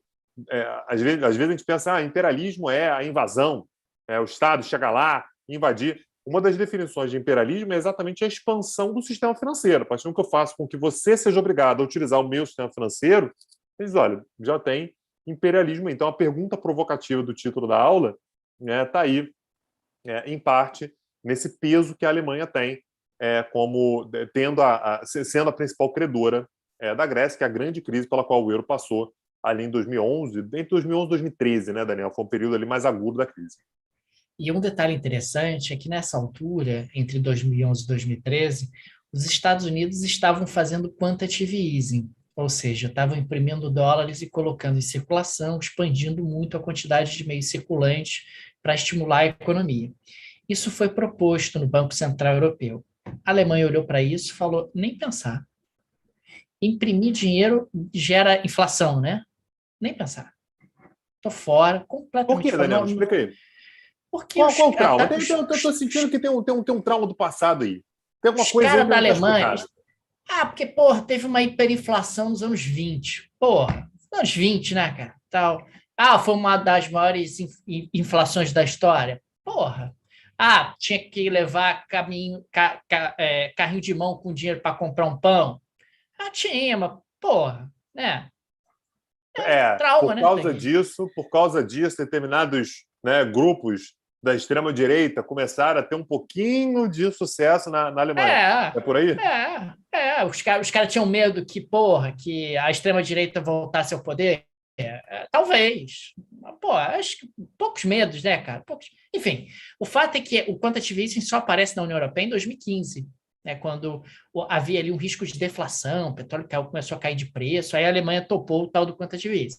Mas em 2011, 2013, a Grécia morrendo enforcada, os Estados Unidos fazendo quantitative easing, a Alemanha, não, nada de quantitative easing, austeridade, e é isso, irmão, e é isso aí. Vamos A fazer Grécia austeridade aí. o termo que se utilizava era esse, né? A Grécia como prisioneira da Alemanha. A Grécia está na masmorra alemã, porque lá fora os caras estão liberando dinheiro, e aqui, dona Alemanha, a carcereira não libera. Né? Então, esse é um ponto. Né? Por isso que eu acho que ressaltar essa crise grega, entender essa crise grega, diz tanto sobre o cenário europeu, né? O peso da Alemanha para o cenário europeu. E é sempre importante destacar também que a alternativa para a Grécia não parecia boa, né, Tanguy? Eu lembro quando o Tsipras, o primeiro-ministro grego, quando foi em 2015, ele Comuna, falou né? o seguinte: vou fazer um plebiscito, porque aqui é Grécia é democracia, irmão. Vou fazer um plebiscito se é para renovar o acordo com a Troika. Vou fazer um plebiscito, vou perguntar para os gregos. Aí a pergunta é: gregos, vocês querem que a gente continue com a austeridade ou vocês não querem que a gente continue com a austeridade? Surpreendendo muito as pessoas, os gregos disseram, não queremos mais austeridade. Aí o Tsipras pegou o resultado do plebiscito, foi lá, bateu lá na porta da Troika e falou, oi, então, eu não posso continuar com a austeridade porque, a população grega é contra. A Troika vira para o Tsipras e fala, irmão, deixa eu te contar uma coisa, tem nada a ver com isso. A população é tua, você se vira com ela. Agora, vai ter que continuar com a austeridade. Não vou continuar com a austeridade. Vai continuar com a austeridade. Não vou continuar com a austeridade. E aí o Tsipras foi macho, bancou lá em 2015, deu um calote no FMI, que era a primeira dívida que ia vencer. Não pagou. Falou, não vou pagar, porque comigo é assim. Aí a Grécia entrou, pela regra da zona do euro, default e tal, o Banco Central Europeu parou de mandar euros para a Grécia. Aí o que começou a acontecer na Grécia? Racionamento de euro. Banco, correndo para banco eletrônico. Euro. Aí tinha os bancos, tinha os cartazinhos na frente do banco, só pode sacar no máximo 60 euros por pessoa, por dia, aqui no banco e tal, porque a gente está em racionamento de euro, porque Frankfurt parou de mandar euro, porque a gente entrou em default com o Fundo Monetário Internacional, porque a Alemanha e a Troika querem impor a renovação das medidas de austeridade. E aí ficou aquela guerra fria durante alguns dias, até que o Tsipras, ele resolveu, oi, gente, chegou lá, voltou a Troika, então, o pessoal lá em casa está reclamando, está faltando euro, já não tem mais dinheiro para fazer um mercado, já não tem mais papel moeda para as compras do dia a dia, e também disseram que eu não posso voltar com dracma. Aparentemente, eles também não querem que eu volte com dracma. Não entendi por quê. Também não entendi por quê. Mas também não vou questionar, me dá o papel aí que eu assino. E aí a Grécia assinou a renovação das medidas de austeridade, isso em 2015. Sigamos, Daniel. Olha ela aí, Tanguy, olha ela. Balanço, Daniel. Vou fazer um balanço aqui. Primeira coisa, como a gente já viu, isso aqui eu acho que já está mais do que constatado, né? Então, no balanço aqui de algo que a gente já vem falando há mais de uma hora. O sucesso da União Europeia, o sucesso do euro, é o sucesso alemão. Então, quando a gente fala assim, a Europa deu certo, é a Alemanha dizendo, deu certo para mim também. O euro está dando certo, é a Alemanha falando assim, projeto meu, foi eu que fiz, meu filho. Se der errado, é a Alemanha que fracassa. Tá? Então, esse é o primeiro ponto. 2, a Alemanha tem custos elevados, daria até para colocar um adjetivo ali, elevados para manter a estrutura europeia. A Alemanha tira do bolso para bancar. Mais uma vez, não passemos a mão na cabeça da Alemanha. Tadinha, ela gasta muito. Ela gasta muito, mas ela tem ganhos enormes. Ela tem muito retorno com isso. Ela tem força política, ela exporta com uma moeda que não é condizente com o tamanho da sua força econômica, muito embora o euro seja valorizado, vai valorizar inclusive que o dólar, mas ela consegue exportar com uma moeda mais desvalorizada do que seria a sua moeda. Acho que isso está absolutamente consolidado. E aí isso acaba fazendo com que a Europa ela seja, de fato, uma plataforma de inserção internacional da Alemanha. Não tem como a gente pensar na Alemanha se inserindo no mundo, isso hoje, tá? Claro que a situação pode mudar. Hoje, ou, vou até melhorar, de 1949 para cá, não tem inserção alemã no mundo sem ser via Europa. Não tem. A Alemanha, ela usa a Europa, ela se vale da Europa, ela se apoia na Europa, na integração europeia, nas suas boas relações com seus vizinhos. no euro, na União Europeia, nas estruturas, nas instituições, na solidez da União Europeia, que, mais uma vez, ela bate no peito e fala: fui eu que fiz, para se inserir no mundo. Isso é um ponto crucial, não dá para entender a inserção alemã no mundo e não dá para entender a União Europeia se a gente não entender essa relação intrínseca entre projeto europeu e Alemanha. Segue aí, Daniel. E tem um peso desproporcional na economia. Tá? Isso acaba fazendo, isso aqui é o outro ponto que exige uma sensibilidade muito grande para se entender. A Alemanha, ela é desproporcionalmente grande para a economia alemã, para a economia europeia, perdão. Como a gente viu aqui, 1/4 da economia da União Europeia é somente a Alemanha. Qual o risco disso? O risco é que a Alemanha ela também pode se tornar um país com peso desproporcional politicamente. E a Alemanha tem uma preocupação muito grande com isso por causa de Guerra Franco-Prussiana, Primeira Guerra Mundial e Segunda Guerra Mundial. Eu tenho pessoas que eu conheço muito próximas da família e tal, que vivem na França, que vivem na Bélgica e tal, que até hoje tem um ranço muito grande da Alemanha por causa das guerras. São pessoas que ou viveram a guerra, ou são filhos de pessoas que viveram a guerra, ou são netos de pessoas que viveram a guerra, e falam assim, a Alemanha, sei lá, se ela começar também a querer mandar demais, ela é um perigo. Eu lembro, Daniel, talvez você lembre disso, a Alemanha ela ganhou a Copa do Mundo aqui no Brasil em 2014, e quando eles voltaram para a Alemanha, os atletas, eles tiveram uma grande comemoração, gente pra cacete em Berlim, e eles cantaram uma música que era sacaneando a Argentina. Você lembra disso? Eles andando meio curvados assim, quando estava falando sobre os gaúchos, né? os argentinos, e quando eles falavam sobre a Alemanha, eles estofavam o peito. Aquilo foi muito mal visto dentro da própria Alemanha, que é assim, cara, olha só, não faz isso não. A gente não pode se dar o luxo de ter esse nível de autoestima. A própria ideia da bandeira alemã, Daniel, ela só começou a ser empunhada, curioso que mais uma vez o futebol, na Copa do Mundo de 2006, que foi jogada na própria Alemanha. Antes ela era escondida, né? Era um negócio meio assim, cara, a gente já é tão forte que, sei lá, cara, eu acho melhor a gente ficar um pouco mais... Então, existe uma preocupação que o tamanho da desproporção da economia alemã diante dos demais acaba fazendo com que a Alemanha ela seja muito cautelosa com relação ao seu peso político. Essa é a importância da postura da Merkel. A gente fala assim, poxa, a Merkel é sempre tão ponderada, né? A ponderação, gente, ela vem porque você não pode ter um líder alemão que bate na mesa. Não dá. Isso demole a Europa. Isso demole a Europa, demole a própria Alemanha, como a gente já viu de forma empírica, gente. Primeira e Segunda Guerra Mundiais. A Alemanha ela precisa segurar a onda dela. Não tem jeito, porque ela já é desproporcionalmente poderosa do ponto de vista econômico. Então, politicamente, ela segura a onda dela também.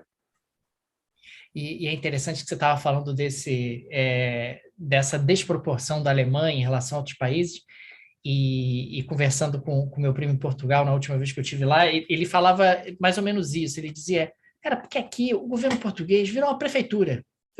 A gente troca nome de rua, a gente, né, asfalta, cuida aqui das coisas, da escola das crianças, porque governar mesmo, quem governa é a Alemanha. Né? A Alemanha que manda na gente. Olha o risco disso, né? Olha o tamanho do risco disso. Você falar assim, cara, é outro país que governa, a própria Alemanha ela tem que tomar muito cuidado para ela não exercer poder em excesso, porque ela já tem poder demais na mão dela. Então, ela não pode gerar qualquer tipo de antipatia, né, em relação aos seus vizinhos. Né? Ela não pode. Exatamente como você colocava há pouco, se ela bater na mesa, ela faz a União Europeia ruir. Se ela começar a se impor, se ela começar a ser hegemônica. Então, nesse sentido, a Alemanha ela é imperialista em relação à Europa, mas ela faz de tudo para não soar imperialista. Ela faz de tudo, ela coopera, ela ajuda, manda dinheiro, ela mostra de todas as formas possíveis que está ali, que está junto, não vai deixar ninguém na mão, não vai deixar ninguém para trás. olha aqui, tem dinheiro para fundos de desenvolvimento regional, para desenvolver aí o interior do teu país, para ajudar o agricultor local, para ajudar a fazer estrada, para ajudar a fazer cataventos, poxa, vamos fazer energia eólica na Europa inteira, estou aqui para ajudar, estou junto. Vocês vão se desenvolver comigo, vem comigo, porque pega na minha mão, porque a gente vai para frente junto. Então, eu acho que essa observação é muito importante na nossa aula de hoje. A Alemanha é imperialista em relação à Europa, mas ela se esforça ao máximo para não parecer, e ela se esforça ao máximo para cooperar com os demais países da União Europeia para que eles não se sintam de forma alguma imperializados, que eles não se sintam constrangidos, para que eles não se sintam pressionados. Mesmo com os governos locais, mesmo com os governos locais. Um governo local vai dizer, mas por que a Berlim manda na gente? Pode ser que mande, mas tem aqui a grana para você fazer aquela roça que você gosta. O dinheiro está vindo da Alemanha, tá? Você vai votar para saber se vai ser uma roça, se vai ser uma escola, se vai ser uma delegacia, você vai participar da formulação do orçamento, você vai ter representante no parlamento, você vai participar de tudo, né? Então a Alemanha ela manda porque ela não consegue evitar, ela tem que mandar, ela é de fato muito mais poderosa que qualquer outro do ponto de vista econômico, mas o poder político ela dilui, ela tenta diluir esse poder econômico, sabendo que, mais uma vez, se ela bater na mesa, ela racha a mesa. E esse é o ponto. A Alemanha é o Hulk, Daniel. A Alemanha é o Hulk. A Alemanha ela precisa aprender a controlar seus poderes. E a Alemanha já, aí a analogia é perfeita, ela já destruiu, com o seu poder desproporcional, a Europa 3 vezes. Guerra Franco-Prussiana, Primeira Guerra Mundial, Segunda Guerra Mundial. E isso vai piorando, né? Então ela teve que aprender a controlar os seus próprios poderes. Então, gente, essa cooperação é muito importante, porque uma coisa que a Alemanha tem aprendido a trabalhar muito bem, que isso para mim é cada vez mais claro, ela aumenta o custo de saída. Você realmente quer sair da União Europeia? Pô, pensa bem, cara. Tua vida vai ser muito pior fora da União Europeia. Muito pior. Muito pior. Você não vai conseguir ter desenvolvimento energético, desenvolvimento regional, cooperação econômica, você não vai ter o euro. Pensa bem, você quer realmente sair da União Europeia? É por isso que se cria ali um ambiente, numa parte expressiva das populações dos membros da União Europeia, que é, pô, a União Europeia é tão bom, cara. A União Europeia é bom, né, cara? É bom fazer parte desse troço e tal. Vai ter aquele grupo que reclama, que vai dizer que o euro é ruim, diminui a competitividade, que a Alemanha é que manda na gente. Mas a Alemanha sabe jogar com isso. Sabe jogar com isso para fomentar grupos internos que vão dizer, pô, mas fazer parte da União Europeia é bom demais, cara. Bom demais, isso é bom. É o melhor momento de nossas vidas, nunca foi tão bom, nós nunca nos desenvolvemos tão rapidamente. E fora aqueles que vão dizer que pô, é melhor ser governado pela Alemanha mesmo, pelo menos eles sabem o que estão fazendo. E no próximo slide, a gente vai ver alguns desafios. A gente, já caminhando aí para o encerramento, dá uma olhada na carinha dela, né, Daniel? Olha aí a preocupação que ela está. Porque a Alemanha enfrenta um paradoxo. E o paradoxo é, a Merkel ela conseguiu, ao longo dos últimos 16 anos, diminuir a preocupação que todos têm. É um negócio que está lá, sabe, Daniel? É um negócio que às vezes não é falado, mas está lá. Todo mundo tem preocupação com a hegemonia alemã. E a Merkel ela conseguiu fazer com que isso não fosse um problema. A Merkel lidou com as coisas de forma técnica, ela lidou com as coisas de forma serena, ela não levantou o tom de voz, ela suportou Putin, ela suportou Trump, ela teve boas relações com sócios menores, ela deixou, inclusive, Daniel, criar, chiparem. Não? Então, o pessoal criou o casal Mercosi, né, que era Merkel e Sarkozy. Convenhamos, né, Daniel? Quem mandava na relação era a Merkel. Mas aí falou assim, não, o Sarkozy está ali, manda também. É importante, manda também. Ele é importante, sim. Agora, repara, gente, a presidente da Comissão Europeia é a Ursula von der Leyen, que é amiga da Merkel. É aliada e amiga pessoal da Merkel. Então, a Merkel ela consegue diminuir o negócio que está lá. É um incômodo. É uma Alemanha forte demais, mas a Alemanha, de forma hábil, ela vai tentando diminuir essa preocupação. Ao mesmo tempo, Daniel, a gente teve, de fato, ao longo dos últimos anos, um aumento do ceticismo com relação do euroceticismo, né? Que eu acho que vem simbolizado pelo Brexit. Ou seja, ao mesmo tempo em que ela diminui o medo de uma hegemonia alemã, ela precisa liderar reformas na própria União Europeia, que, Daniel, só vão sair se a Alemanha bater na mesa. Olha a merda. Ela diminui o medo da hegemonia.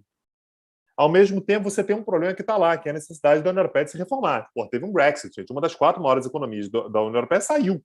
Tem que ter reforma. E essa reforma só sai se a Alemanha liderar e falar, gente, a reforma vai ser essa, o caminho é esse, tem que fazer. Ouvir, mas tem que fazer, não tem jeito. Ah, mas vai ser ruim para mim. Sinto muito. Sinto muito, todo mundo ganha, mas todo mundo também vai ter que fazer concessões. E qual o perigo disso, Daniel? A Alemanha fazer isso e ser vista como hegemônica. A situação na qual a Alemanha se encontra é uma situação muito favorável para ela, não tem nenhuma dúvida disso, mas é uma situação também na qual é exigido dela uma liderança e que, se ela falar grosso demais, ela pode fazer todo mundo falar assim, caralho, porra, falou grossão agora, hein? Porra, não gostei. Porque isso bem que eu nunca gostei de você, Alemanha. Nunca gostei mesmo de você. Eu sabia. Sempre desconfiei. Sempre soube disso. Eu sabia que você ia acabar falando grosso, né? Ia acabar jogando na cara da gente que é você que paga as contas aqui. Sabia. Também quer saber? Vou embora também. Então, olha o dilema no qual a Alemanha se coloca. Então, a carinha de tristonha, a carinha de cansada da Merkel, é pensando nisso. E a sucessão da Merkel, né, lembrando, a gente teve a eleição na Alemanha anteontem, né, no domingo, é definidora do projeto não apenas da Alemanha, é definidora do projeto europeu. Qual é a reforma que a Alemanha vai bancar para a União Europeia e como que ela vai bancar isso? Essa é uma pergunta muito difícil de ser respondida, porque tem que ter reforma. Não tem reforma sem a Alemanha. Só que se a Alemanha forçar demais o aperto na reforma, isso pode gerar problemas para a própria liderança alemã e, portanto, para o próprio projeto europeu. Aí, Tanguy, a pessoa que está nos assistindo pensa, pô, mas eu olhei lá o Macron se engraçando, dizendo eu vou ser o líder da Europa, não sei mais o que é, Macron porque eu faço e aconteça. Se preocupar em ser o líder da França primeiro. A situação dele não está fácil, não. Mas o fato é o seguinte, pô, seu Macron, pô, bolinha baixa, bolinha baixa, seu Macron, fica na tua aí, tu não manda em lugar nenhum, não. Vê se você cuida da França aí do teu quintal, porque na Europa manda a Alemanha. E pode ser a Merkel, pode ser o sucessor da Merkel, mas continuará sendo liderado pela Alemanha. Uma coisa que eu nunca tinha pensado nisso, mas a Alemanha também ela tem uma estrutura que é melhor para tomar conta da Europa, porque ela é um regime parlamentarista, né? Então ela permite, por exemplo, que a Merkel permaneça 16 anos no poder. Algo não é do Putin, né? Algo é do Putin. Esse negócio de democracia, que a cada 4 anos tem que ter eleição, aí pode mudar o presidente. Isso é uma bagunça, porque não fica ninguém lá. O dono da lojinha, né, Daniel? O gerente. O dono da loja. Não pode passar 4 anos e depois sair. Olha lá, Estados Unidos. Cada 4 anos, porra, aí não é reeleito. A bagunça, fica trocando o tempo todo, não tem continuidade. A França, ela tem uma dificuldade para ser uma liderança na Europa, porque o regime é presidencialista, são 5 anos de mandato. O Macron já vai para o segundo mandato agora. E ele não tem mais 10 anos à frente da França. Ele não tem como ser ele. Até porque, digamos que ele seja reeleito, que não é algo dado. Daqui a 5 anos vai ter que trocar e você não faz a menor ideia de quem é que vai entrar no lugar dele.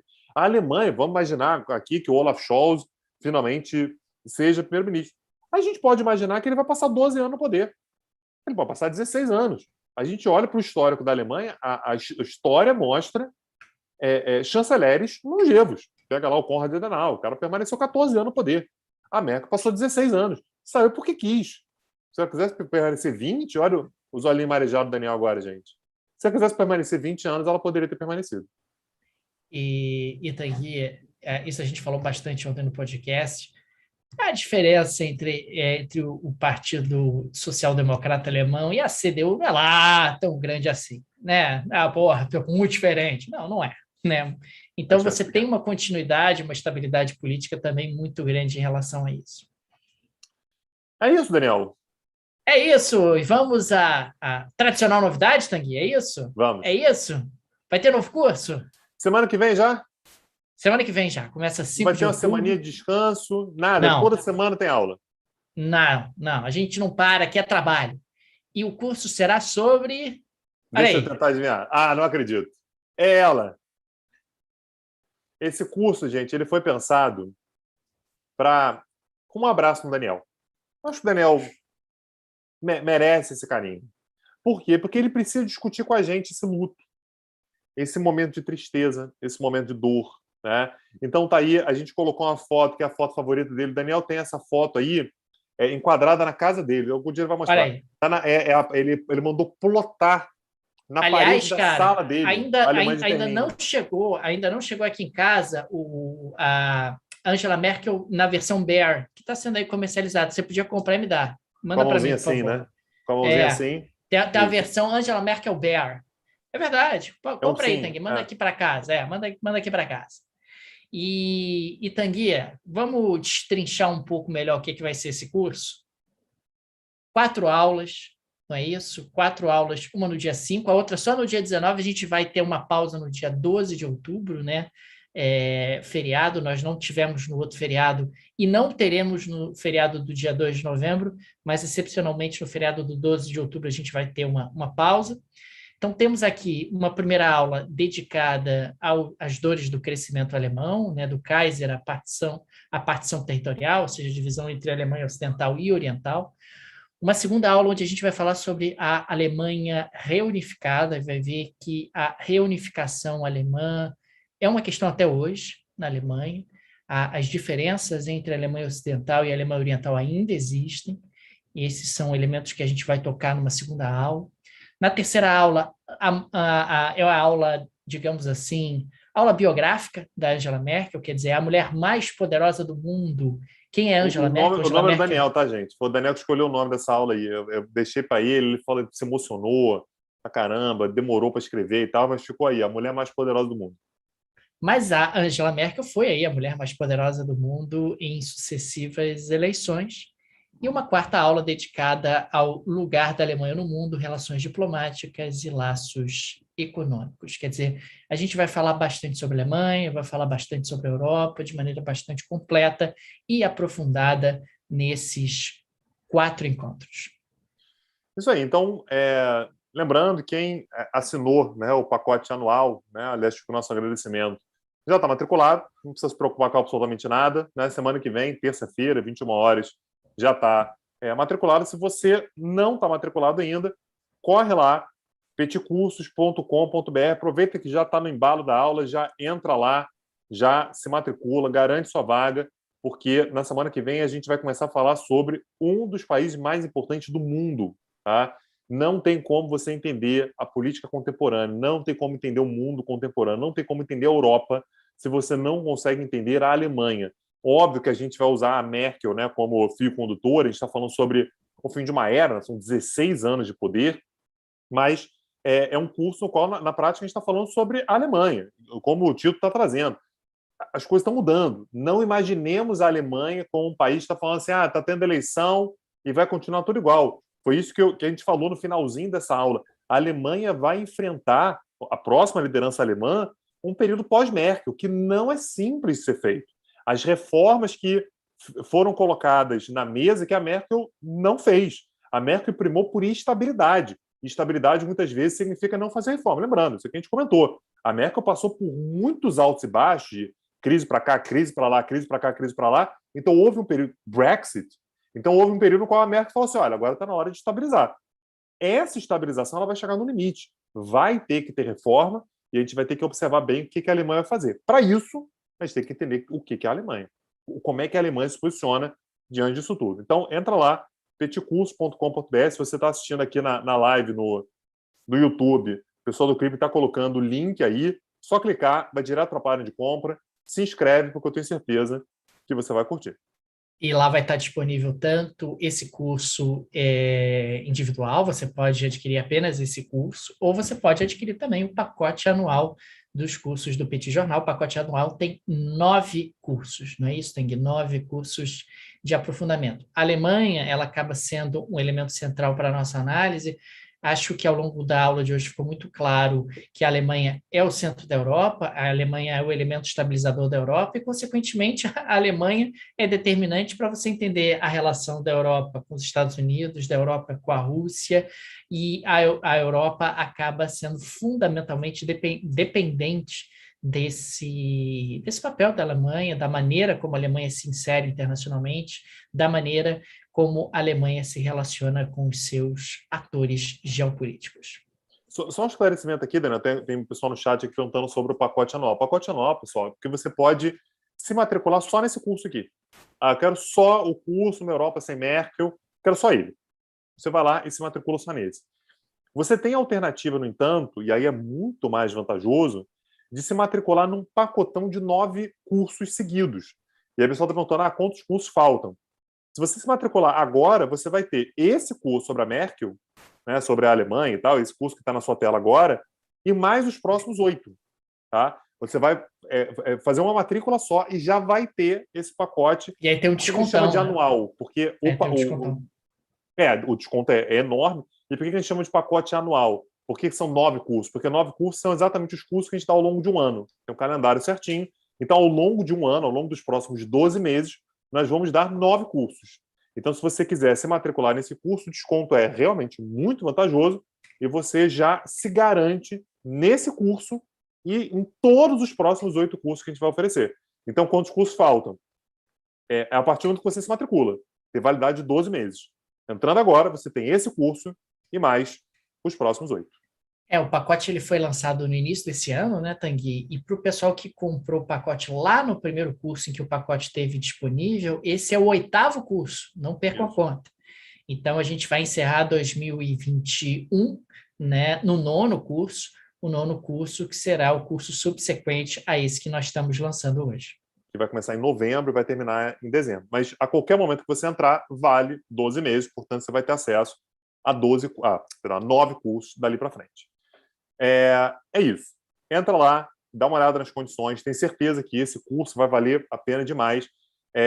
Quero expressar mais uma vez assim, como é estimulante a gente estar aqui numa terça-feira, quase 11 da noite, falando com uma galera interessada, falando sobre temas que são desafiadores de trazer, de discutir.